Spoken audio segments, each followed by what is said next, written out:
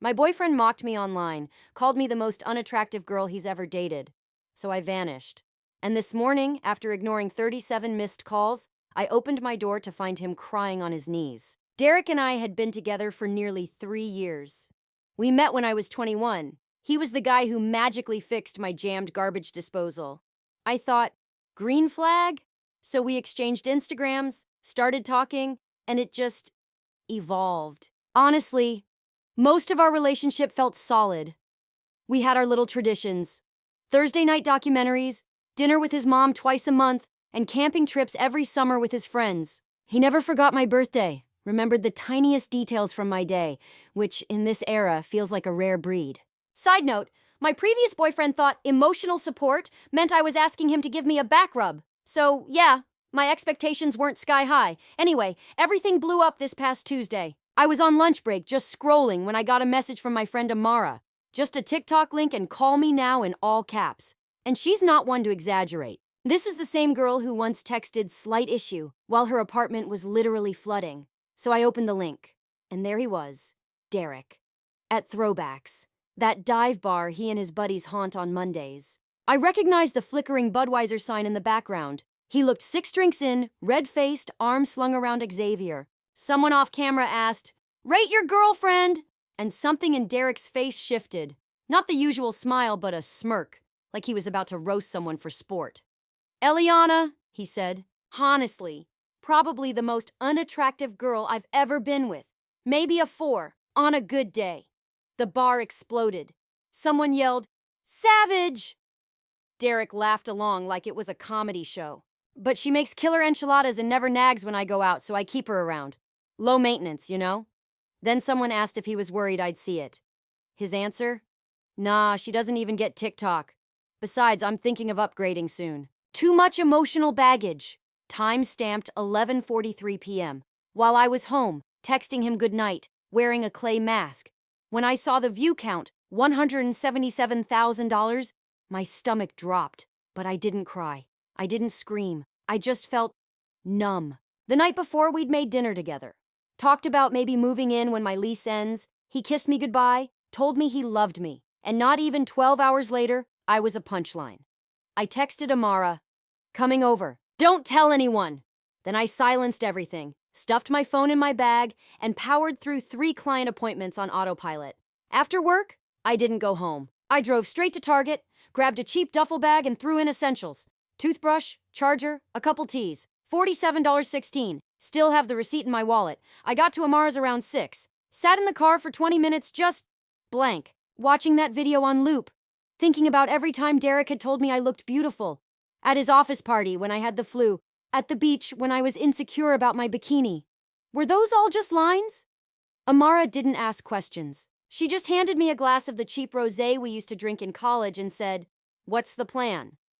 That's when I knew. No dramatic breakup, no tears, no confrontation he could retell for laughs. I was just going to vanish. We made a checklist. Blocked him everywhere. Changed all my passwords. He knew most of them. Called in sick for the rest of the week. Told only my mom where I really was. By midnight, Derek had texted 7 times. Normal stuff like, "What do you want for dinner?" And, "You coming over?" By morning, "Where are you? Why aren't you answering?" But not one word about the video. Not one apology. I stayed at Amara's for days. Watched trash reality shows. Cried quietly in the shower. Ordered way too much delivery. Friday morning, Amara swung by my apartment to grab more clothes. She said he'd clearly been there. Energy drink cans on the counter, his jacket on my couch. He left a note on my door. "Call me. We need to talk." Still nothing about why we might need to talk. Oh, and the TikTok? Mysteriously deleted on Thursday. A little late, though. Screenshots had already made their rounds through our entire friend group. My phone was blowing up with, "Are you okay?" Texts from people I hadn't spoken to in months. It's all been a blur of ignoring unknown numbers. Derek figured out I'd blocked him and started using his friends' phones to call me. I jumped every time someone knocked on Amara's door. Margaret? Yeah, Margaret from that old community college group chat. Even sent me screenshots of Derek's Instagram stories. Vague captions like, "Missing someone," and "Biggest mistake of my life" with sad song lyrics in the background. Classic damage control. By Sunday night, I had 26 missed calls. Monday morning, 32. I finally went back to work that day. My manager gave me a hug when I walked in. Turns out she had seen the video too. Told me I could take more time if I needed, but I said no. I needed structure. I needed something, anything, that didn't involve reliving that moment on repeat. Then came lunchtime. Derek showed up at the salon. I hid in the supply closet while my coworker told him I wasn't in. I could hear his voice through the door. That low, familiar tone I used to find comforting. Except now, it just sounded tired. By Tuesday morning, exactly 1 week after I saw that video, the missed call count was up to 37. His latest message was just one word, please. That morning, I needed to grab a package from my apartment, something that needed a signature. I figured 8 a.m. was safe. Derek usually left for work by 7:30. I was wrong. I unlocked the door and there he was, sitting right on my doormat. The one he gave me. The one that says, "Home is where the Wi-Fi connects automatically." He looked up when he heard my keys. And y'all, the man looked rough, unshaven, dark circles, wearing the same wrinkled Metallica shirt from his Instagram story 2 nights earlier. When he saw me, it was like his body gave out. Not dramatically, literally. He dropped to his knees like his legs just quit on him. He was crying, saying my name over and over. And me? I stood there frozen, keys still in hand. First I felt nothing, then everything, then nothing again. "Eliana, please," he said. "I'm sorry. I was drunk. The guys were pressuring me. I didn't mean any of it. Just talk to me." I cut him off. "No, I saw what you really think of me. There's nothing to talk about." Then I stepped around him like he was a pile of laundry, grabbed my mail, and headed to my car. He followed me all the way to the parking lot, still crying, still begging. I got in, locked the doors, and drove straight back to Amara's. 5 more calls came through before I even hit the highway. And that brings us to now. It's been 8 days, 4 hours, and 22 minutes since I saw that video. Since I realized the person I loved most saw me as a placeholder. Someone he kept around until something shinier came along. I wish I could say I'm totally over it. But the truth? Some small, embarrassing part of me still misses him.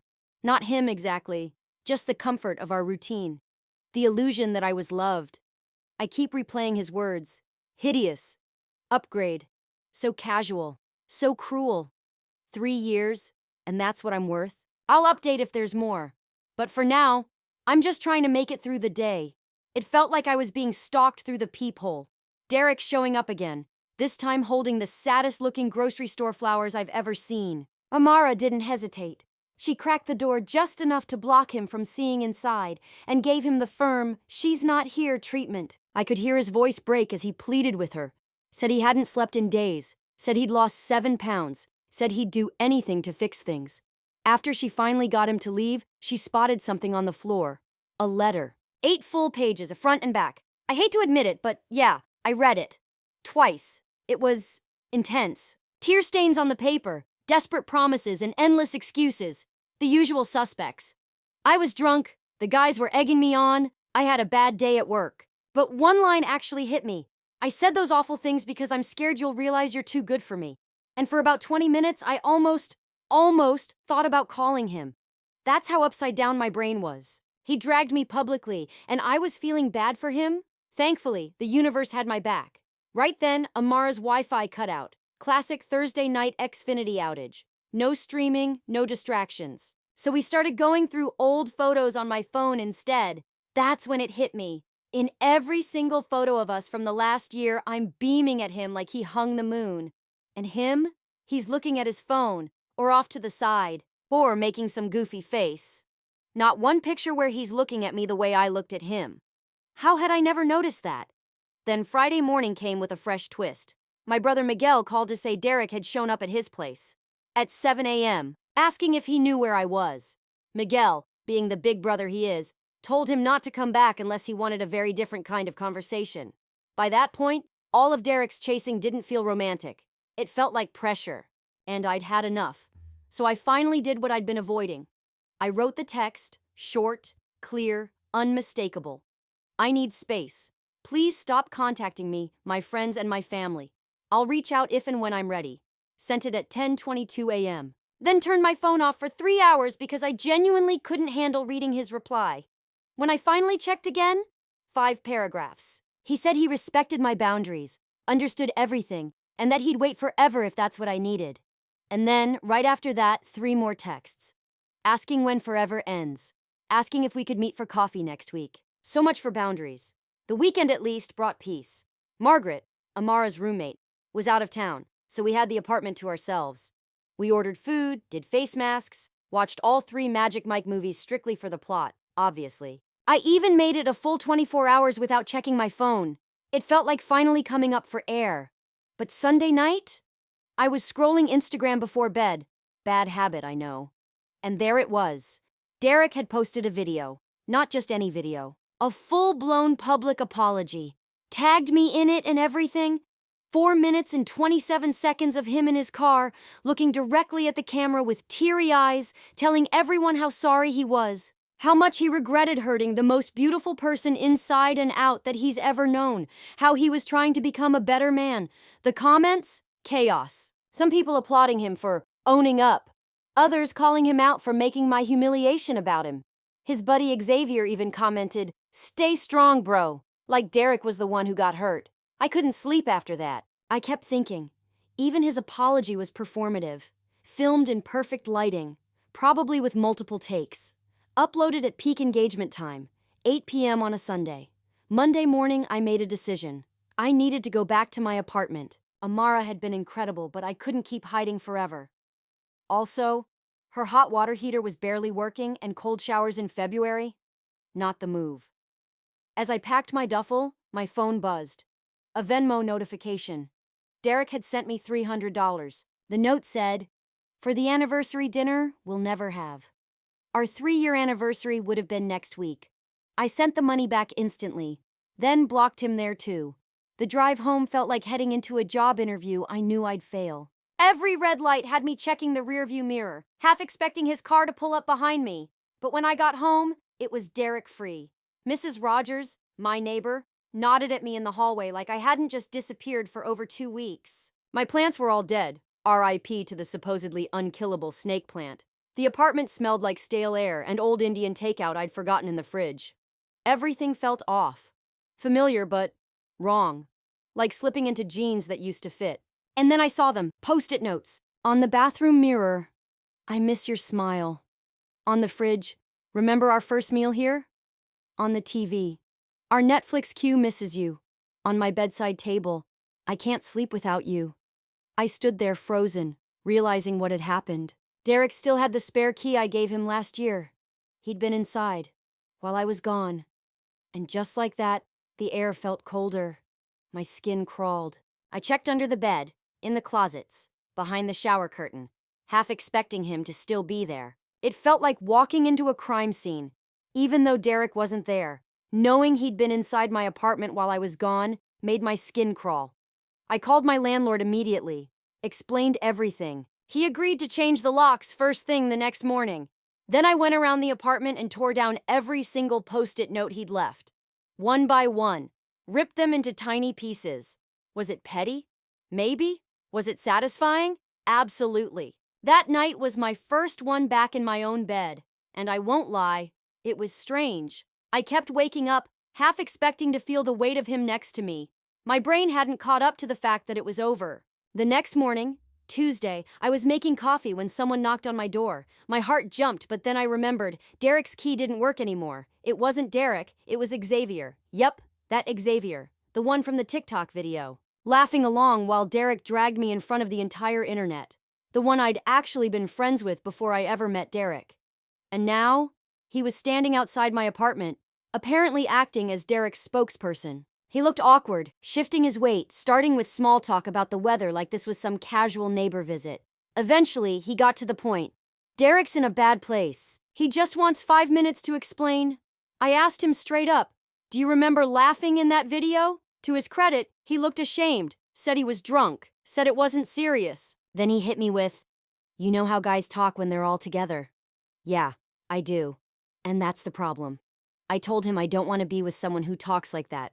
Drunk or sober. I don't want to spend my life wondering what's being said about me when I'm not in the room. And I definitely don't want someone who needs to lose everything publicly just to realize what he had. I thanked Xavier for stopping by, wished Derek well, and closed the door. That night, I finally did something I'd been putting off.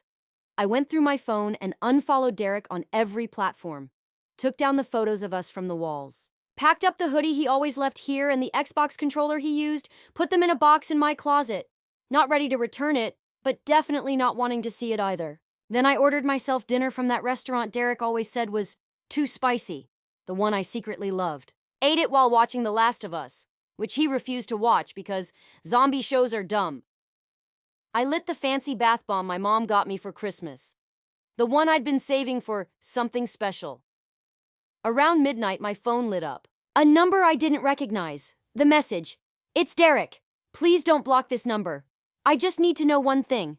Did those 3 years mean anything to you? Because they were everything to me." I stared at it for a long time.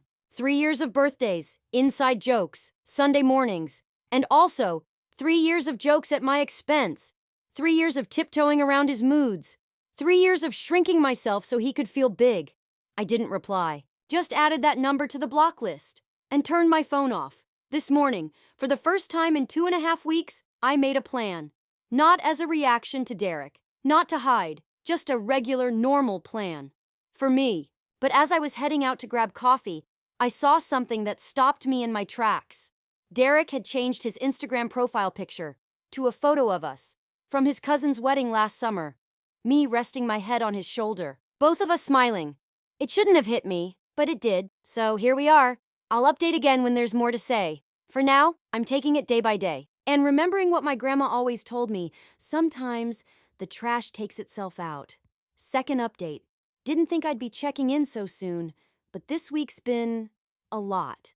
It's been exactly 32 days since I saw that video. 1 month of piecing myself back together after losing someone I truly believed was part of my forever. And honestly, some days are good. Some feel like a step backward. But I'm still here. Something happened last Saturday that I haven't stopped thinking about. I was at Target, my emotional support store, don't judge, picking out new bed sheets. Decided it was finally time to ditch the gray ones Derek used to say brought out the blue in his eyes. Gross. I was debating between sage green and terracotta when I noticed a woman staring at me from the end of the aisle. I checked my face in the phone camera, made sure there wasn't toilet paper stuck to my shoe. All clear. Then she walked over. She looked uncomfortable, like she didn't want to be doing this. And then she asked, "Are you the girl from Derek's TikTok?" My stomach dropped. It's one thing to be humiliated online. It's another to be recognized by strangers. At Target, on a Saturday, wearing yesterday's bun and no makeup. Before I could even answer, she launched into an apology. She admitted she had commented something awful on the original video. Said she felt terrible after seeing his public apology. Said she realized how wrong it was. Her exact words: "I learned how real cyberbullying can be." Meanwhile, I was just standing there, clutching the terracotta sheets, apparently panic-picked for me, while she had her full redemption arc in the middle of the home section. When she finally stopped talking, I just said, "Thanks." I gave her a quick good talk and speed walked to the checkout. Sat in my car afterward for a solid 20 minutes, blasting the AC even though it was barely 62 degrees outside. That's when it really hit me. I'm not just Alana anymore. To some people, I'm the girl from the TikTok. My lowest moment had become my introduction, and that realization, it didn't make me sad, it made me furious. The kind of hot, electric fury that doesn't drain you. It energizes you. So Sunday morning, I woke up at exactly 6:13 a.m., wide awake, and pulled up my notes app. Made a list. A real list. Not revenge, not coping. Just me reclaiming space. Cut my hair. Always wanted to try a long wave bob. Derek hated short styles. Join the kickboxing class Amara keeps raving about. Apply to that digital marketing certificate program I've been avoiding. Redecorate my room. No more neutral tones chosen to be guy-friendly. Download a dating app. Not to use yet, just to remember I can. By 11 a.m., item 1, done. I walked into Supercuts without an appointment, heart pounding, and told the stylist to chop off 7 inches. She asked if I was sure. Asked again. If someone talked me into it. If I needed a minute. Nope. Just needed a change. What she didn't know was that in my head, every snip had a name. Your eyebrows are too thick. Snip. No guy likes a girl who eats more than him. Snip. Your laugh's a little loud sometimes. Snip. When she spun me around to face the mirror, I Barely recognized myself, and for once that felt good. My neck felt lighter. My entire self felt lighter. I posted a selfie when I got home. Natural light from the kitchen window, my new haircut, the caption, "New month, new me." Within an hour, 87 likes, including Xavier and 2 of Derek's friends. Petty? Maybe? Satisfying? Absolutely. Monday. Time for item number 2. I dragged myself to that early morning kickboxing class Amara goes to, convinced I'd humiliate myself and immediately regret it. But the instructor, funny enough, also named Margaret, didn't give us time to feel awkward. She just moved. I left drenched in sweat, arms feeling like overcooked pasta, but also somehow powerful. Checked my phone after class. 3 missed calls from unknown numbers. Derek's new move, burner phones. 1 text from Xavier. Can we talk sometime? Left him on red. Not there yet. Tuesday, item number 3. I finally applied for that digital marketing certificate. Something I'd talked about for a year. Something Derek always said was pointless, since I already had a stable job. It took 43 minutes to fill out the application. Another 20 to write a personal statement.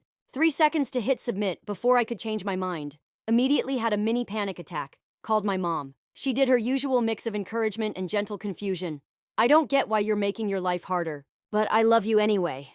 By Wednesday, I was actually feeling proud of myself, until the grocery store happened. I was halfway through the cereal aisle when my phone started blowing up with texts from Amara. Call me now. Derek's on Instagram Live. It's bad. I abandoned my cart, store workers, and ran to the car, and there he was. Derek, live, clearly drunk. It was 2 p.m. on a Wednesday. He was staring into the camera, rambling about how he lost the love of his life. Red-faced, slurring. Comments were rolling in. Most people were telling him to log off, get help. Some were trying to console him. And then he said it. I know she's watching this. Eliana, I'm coming over tonight. We need to talk. I'm not taking no for an answer anymore. My blood ran cold. I called Amara in full panic mode, and she immediately offered to come stay with me. But I ended up calling my brother Miguel. He lives closer. And frankly, he's scarier. Miguel arrived by 5:30 p.m., girlfriend Tanya in tow, both carrying overnight bags like this was just a casual sleepover. Miguel claimed the couch, hooked up his switch to my TV, acted like this was normal. By 8 p.m., I'd convinced myself Derek's livestream threat was just drunk nonsense. By 9 p.m., I was relaxed. By 9:47, the doorbell rang. Miguel answered. Tanya and I stood frozen. I couldn't hear much, just Derek's voice, slurred, emotional, begging to see me. Miguel kept his voice low and calm, but the message was clear. After a few tense minutes, I heard the door close. Miguel came back in, more annoyed than angry. Said Derek finally left, after Miguel made it clear this was not the time or place. Apparently Derek reeked of whiskey and looked like he hadn't slept in days. That night, I barely slept. Every creak, every shadow outside my window made me jump. Just 5 weeks ago, I thought I knew this person, thought he was my forever. Thursday morning, I got a new message. Unknown number. Not Derek. His mom. I'm worried about him. He won't eat. He barely sleeps. He lost his job yesterday for showing up intoxicated. I know you don't owe him anything, but please call me. And just like that, the guilt crept back in. His mom had always done this. Protected him. Explained away consequences like he couldn't possibly survive them. Derek's mom swooping in, trying to fix everything. It hit me then how many red flags like this I had ignored. I showed Miguel the message, his advice, don't respond, let it go. But something about it stuck with me all day. Not guilt exactly, just a nagging feeling that this situation had spun far beyond what I'd ever imagined. Around 3 p.m., I caved. I texted her back. I'm sorry Derek is struggling, but I'm not responsible for his choices or his healing. Please encourage him to seek professional help. Her reply came almost instantly. He made a mistake. Everyone deserves forgiveness. I didn't answer, because some mistakes don't just hurt. They rewire the way you see someone, and there's no going back from that. That evening, something unexpected happened. I was doom scrolling TikTok, bad habit I know, when a caption stopped me cold. When your friend humiliates his girlfriend online and you finally call him out for being toxic. I tapped the video, and there was Franklin, one of Derek's oldest friends, one of the guys who laughed along in that TikTok. But this time, he wasn't laughing. Franklin was on camera, owning up to it all. admitting he'd enabled Derek's behavior for years. Not just toward me, but toward other women too. Said their whole friend group had a toxic pattern. That the TikTok incident was his wake-up call. He ended the video with, "Eliana, if you see this, I'm sorry, we all failed you. Derek, this isn't about winning her back. This is about becoming someone who would never hurt her in the first place." I watched it 7 times. Sent it to Amara, who replied with a simple, "Holy." 10 minutes of silence followed. Then came a DM from Franklin on Instagram. "Hey, I hope that didn't make things worse. Just couldn't stay silent anymore." No pressure to respond. I just sat there for a while, reading it over and over, appreciating that, for once, someone wasn't demanding something from me. Eventually, I wrote back, "Thanks for speaking up. Better late than never." We ended up having a real conversation. He told me Derek had been spiraling since I left. Drinking, picking fights, losing friends. The group was splitting, some enabling, some trying to help. Then Franklin confirmed what I'd suspected deep down, that TikTok video wasn't an isolated incident. It wasn't the first time Derek had talked about me that way. It was just the first time it got recorded. That hit different, because it meant it wasn't just a drunken slip. It was how he saw me. Always had. Friday marked 1 month since I walked away. My own little Independence Day. So, I celebrated by doing the last thing on my list. I downloaded a dating app. Not because I'm ready to date, God, no. But because I needed to remind myself that Derek was not the only person who would ever want me. That there's a whole world of people who might actually value me, without tearing me down. Setting up a profile was weirdly emotional. Choosing photos where I actually liked how I looked. Writing a bio that felt real, not designed to appeal to someone else's preferences. It was like using muscles I forgot I had. I'd just finished when my phone rang. Another unknown number. I nearly declined, assuming it was Derek again. But something made me pick up. It wasn't Derek. It was Xavier. His voice was jittery, rushed. He said he needed to tell me something important. Something about the original TikTok. Something that might change everything. I almost hung up. Almost told him I was done with all of it. Done with Derek. Done with his friends. Done with the drama. Then he said this. "Eliana, the TikTok wasn't spontaneous. Derek planned it. I can prove it. So now I'm meeting Xavier today. 2 p.m. Starbucks. Miguel insisted on coming too. Said he'll sit at a nearby table just in case. I've changed my outfit 4 times already. My stomach is a knot. I'll update after. And yes, to answer the obvious, no, I haven't unblocked Derek. Yes, I'm bringing pepper spray. No, I don't want him back. I just want to understand what the hell really happened. Last update, I've rewritten this part 4 times because honestly, I still can't believe what happened. First, thank you for the support, the messages, the patience. I really needed time to process this. Let's rewind. Saturday, 2:03 p.m. I walk into Starbucks, nerves in my throat. Xavier's already there, tucked into a corner booth, quietly shredding a napkin like it's got answers written on it. Miguel takes his spot near the door, trying to look casual in indoor sunglasses. He does not succeed. Xavier looked rough. Not Derek-level chaos, but clearly worn out. Dark circles, greasy hair, barely holding it together. Xavier looked like he hadn't slept in days, wearing the same wrinkled shirt I'd seen in his last 3 Instagram posts. The first 5 minutes were painfully awkward. He apologized at least 17 different ways for his part in the TikTok mess while I just sat there sipping my latte, waiting for the actual point. Finally, he slid his phone across the table and said, "Before I show you this, just know, I didn't see it until yesterday. I was scrolling through old group chats, looking for this random pizza place we used to order from, and I found this." It was a WhatsApp thread titled Weekend Warriors.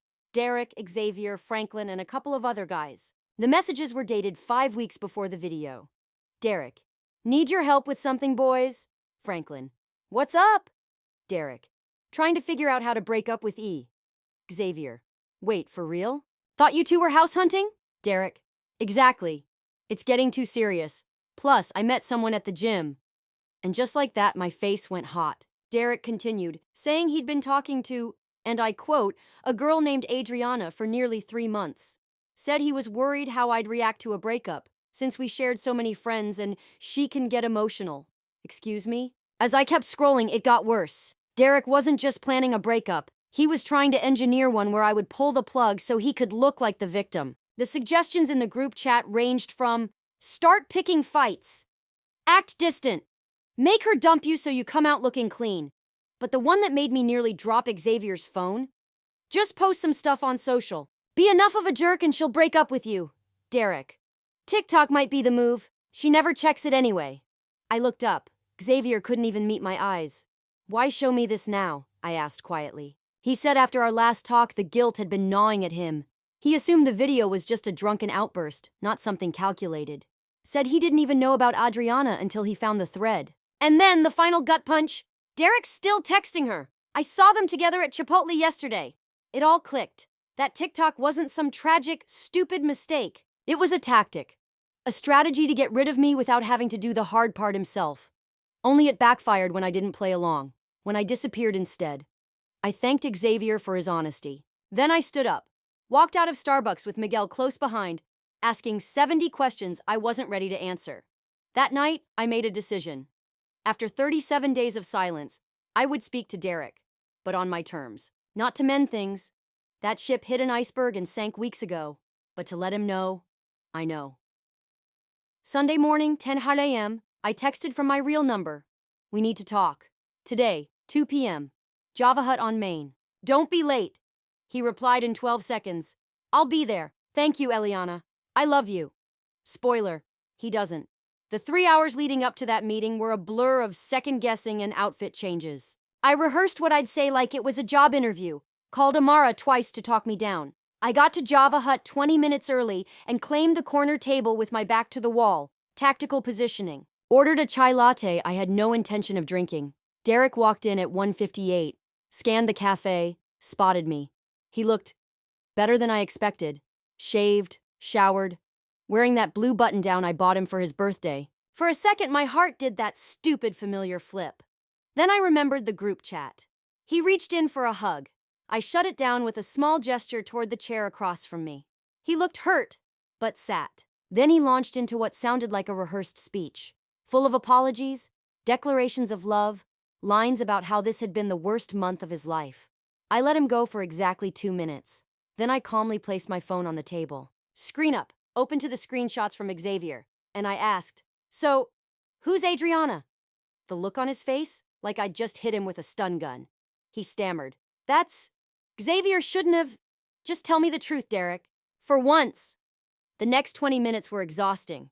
Once he realized he was caught, the apologies stopped. The excuses poured out. She was just a friend at first.